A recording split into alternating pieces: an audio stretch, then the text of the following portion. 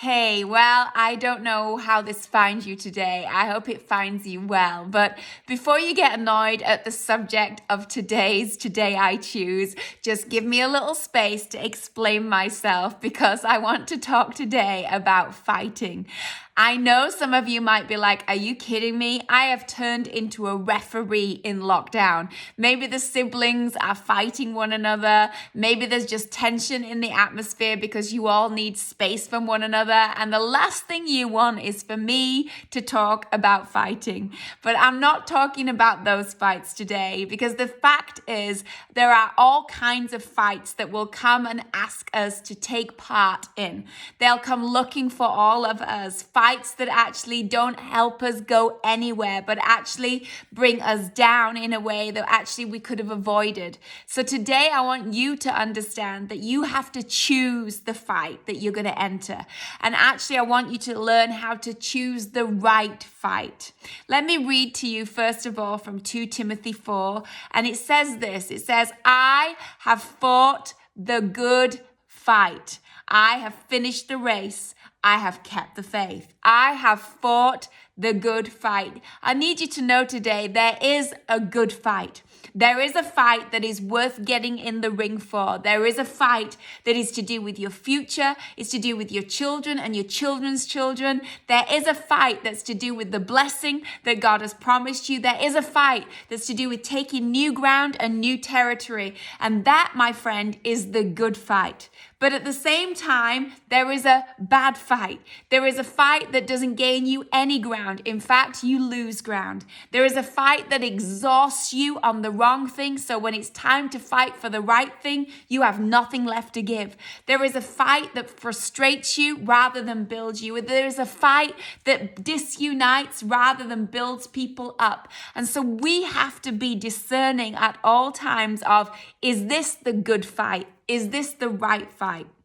But let me tell you something.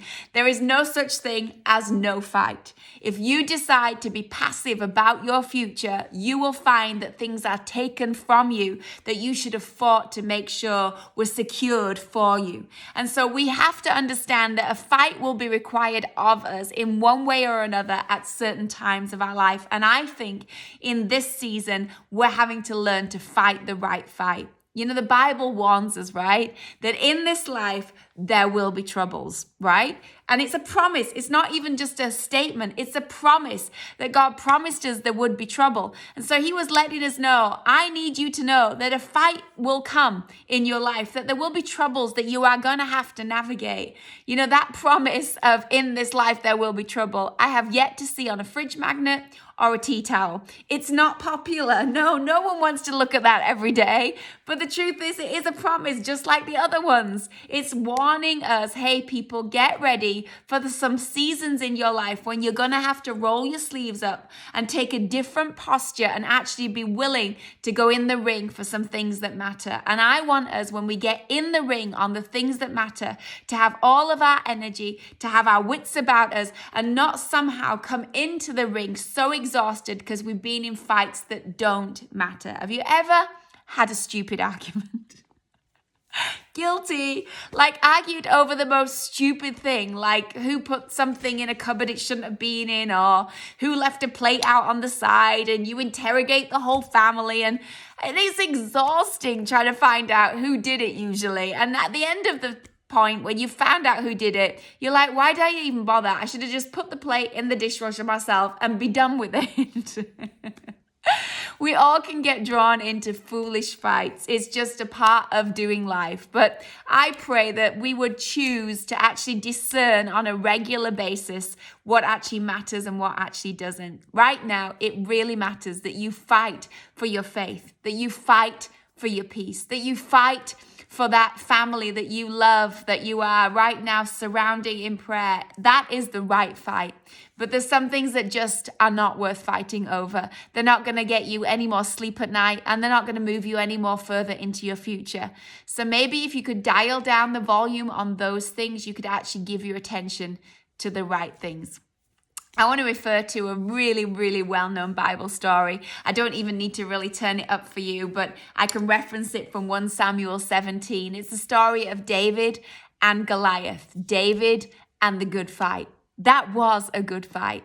But you know, David that day didn't know the fight was in front of him. He didn't know that that's what he was heading on into. And that's often what can happen with us. We don't know the Goliaths that are around the corner. We didn't see this one coming, right? And so those fights that catch us unawares, they are going to require from us discernment about not just the fight and whether we choose to fight, but actually even how we fight. And how we fight is really important in this season, that we fight this thing well, that we fight this thing with knowledge, that we fight this thing with truth. And I want you to remember that story with me. David coming just to bring bread and cheese to his brothers. But you know, the story in 1 Samuel 17 records that before David ever chose to fight Goliath, there was another fight that actually offered itself to him. Because when David got down to the front lines, his older brothers were there, and they didn't like the fact that he was there asking questions about this Goliath. In fact, the Bible tells us that his brothers began to tell him, "Who do you think you are? Why are you even down here?" And they began to taunt him, and they began to pick fun at him. And in those moments, David had to make a choice. As his brothers were picking fun at him and his brothers were belittling him, he had a choice. He could have pivoted himself round and entered into a fight that would have meant that he was arguing with his brothers, turning his back on Goliath, wasting his breath in a childish conversation, wasting his energy on brothers that didn't want to be convinced of anything other than their own opinion. And the Bible tells us as the brothers drop the bait for the fight, that David turns around and begins to ask the question from someone else. And I love that moment that's in that story, because what David was doing in that moment was saying, there's a fight here today, but this is not the right fight. And this is not the good fight. I refuse to be pulled down to your level when I actually need to keep my mind on what God has for me in front of me. That means I have to come up to a whole different level. How many times on the front line of the real fight does the enemy send some distraction to get us in the wrong fight? So today, don't be distracted. Don't be drawn into conversations or arguments or things that actually are going to pull you away from what requires your full attention. David said, that is not my fight today. After that, there was another conversation that David had to say, this is not the right fight either. Remember how Saul pulled him in and said, hey, if you're going to go out to battle today, David, why don't you go out wearing my armor? You can't possibly fight a giant like that dressed in that way. You can't possibly go and fight this fight with just the things in your pocket. And David was asked to put on some of Saul's armor. And you know what he did? He put it on. He tried it on. He walked around in it. And everybody could see as soon as he put it on, this was a very foolish suggestion. But I love that what we are reading in those few lines is that David didn't argue with Saul. He didn't say, there's no way I'm going to put that on. He actually had the grace to try it on. But then after he tried it on, he also then said, I can't wear this. I can't even carry this sword. And he used his wisdom in those moments to avoid a big showdown with Saul, but instead have a conversation with him that avoided him wearing something he did not need to wear. How many of us would have extended grace in that moment like David did? And how many of us might have said something that we regretted when we were asked to wear something that clearly was not a fit for our life? And yet again, we see in this story that David is realizing this is not the fight today. I don't want to fight you, Saul, on this. I don't want to stand here having an argument about your clothes or my clothes. I'm just going to show you it doesn't fit, and then I'm going to be gracious and give it back to you and say, you know what, I'm going to do it this way. We need to understand that there's a strategy of the enemy, that he comes, the Bible tells us, he comes to kill, steal, and destroy. He doesn't come just to sit on the sidelines of our life. In 1 Peter 5 verse 8, it tells us this, that we should be well balanced and always alert, because your enemy, the devil, he roams around incessantly like a roaring lion looking for its prey to devour. So we shouldn't fear that. We should just know it. And then it tells us this. So take a decisive stand against him and resist his every attack with strong, vigorous faith. That's the right fight. For you know that your believing brothers and sisters around the world are experiencing the same kind of troubles you endure. So you're not in this fight alone.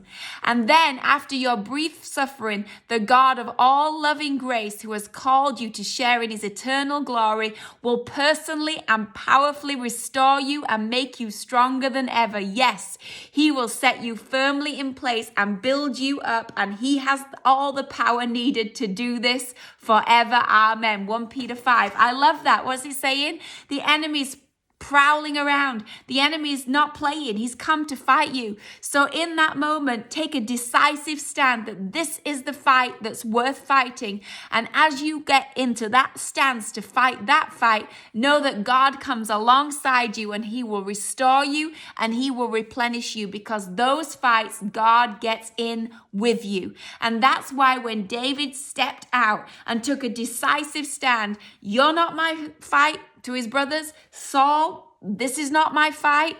Goliath, you are my fight. When he stood there and took that decisive decision, this is the good fight. This is the fight that gains the territory. This is the fight that shuts the mouth of the enemy. This is the fight that I believe I am destined for. When he realized that, he took his sling and he took his stone, and he knew as he went to pull back on that sling and stone that the power of God was assisting him with the aim of that stone into the head of his enemy. And when we pick the right fight, just like we just read, God gets behind us, God gets beside us and helps direct our weaponry in the face of our enemies. So today, you need to choose your fight. We have to choose, like I just read, the good fight. Where are you wasting your energy right now in the wrong fight?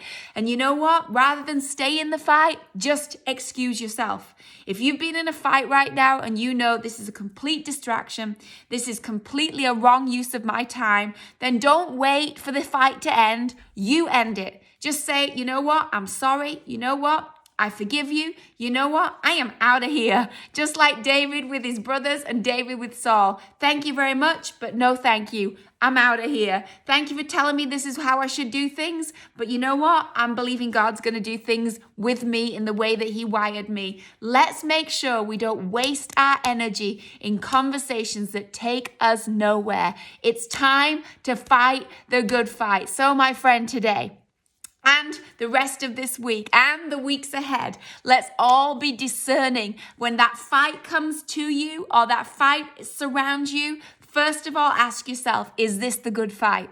Second of all, ask yourself, do I need to wear someone else's armory to fight this fight? Or is God going to assist me in this battle? And when we begin to take that decisive approach to the fights ahead of us, we find that we take down the heads of those giants in our lives over and over again. Listen, Goliath was big, but God is bigger. And when you choose the right fight, I'm telling you, every single time, Goliath has to fall. So today, save your energy, fight the right fight, and actually say to yourself, I am only in this season going to enter the good fight. And when we make that decision, I'm telling you, you're going to find out that it's not actually as hard as you think, because you're going to have all the energy you need for the right fight because you didn't use it on the wrong fight. So today, my friends, yes, choose the right fight and fight well, fight strong. And remember, God is on your side. He is fighting for you. You got this.